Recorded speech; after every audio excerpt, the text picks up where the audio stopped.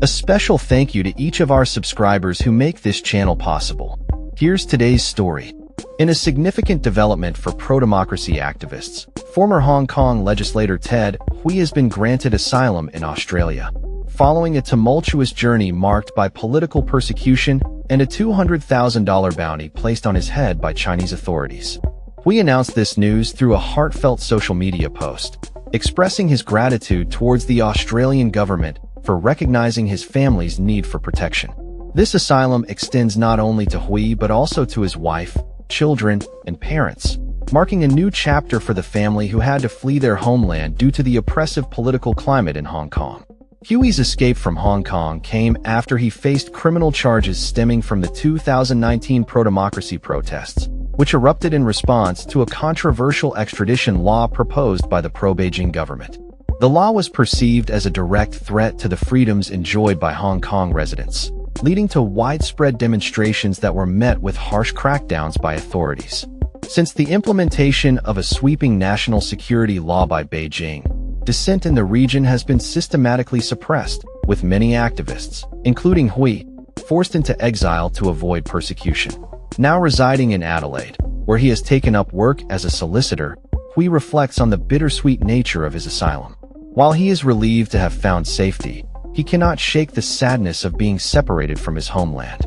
In his post, he poignantly remarked on the difficulty of celebrating his asylum status, stating, "How to congratulate a political refugee who misses his hometown." This sentiment underscores the emotional toll that exile can take on individuals forced to abandon their lives for the sake of their beliefs. Hui's situation has drawn attention to the plight of other Hong Kong activists who remain imprisoned, including media tycoon Jimmy Lai, who has been incarcerated since 2020. In a call to action, Hui urged the Australian government to advocate for the release of these individuals, emphasizing that Australia's stance on human rights issues is crucial on the international stage. He stated, "Australia must do more to rescue them and to speak up for their humanity." The bounties placed on Hui and other activists by Hong Kong authorities have been met with widespread condemnation from Western nations, who view them as symbolic gestures lacking real power, given that they target individuals residing in countries unlikely to extradite them. Hui himself has faced intimidation tactics, including anonymous letters offering rewards for information on his whereabouts and false pamphlets aimed at discrediting him. Despite these challenges, Hui remains committed to contributing positively to Australian society. He expressed a desire to give back through civic engagement and by upholding the values of democracy and freedom. His resolve highlights the resilience of those who continue to fight for their beliefs, even from afar. The Australian government, led by Foreign Minister Penny Wong, has previously voiced strong objections to the actions of the Hong Kong government, particularly regarding the extraterritorial application of the national security law.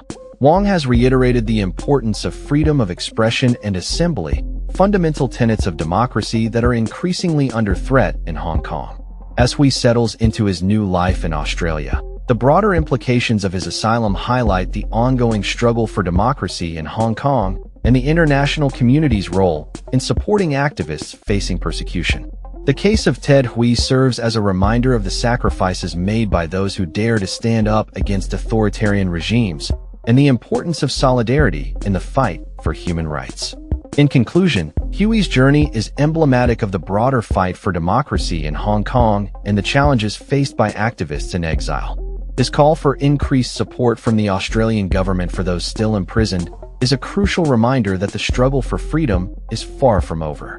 As Australia continues to navigate its relationship with China, the decisions made in response to cases like Hui's will undoubtedly shape the future of human rights advocacy in the region. That's all for this story. We upload videos every day covering many different subjects, so hit that subscribe button to stay informed. Thanks for watching.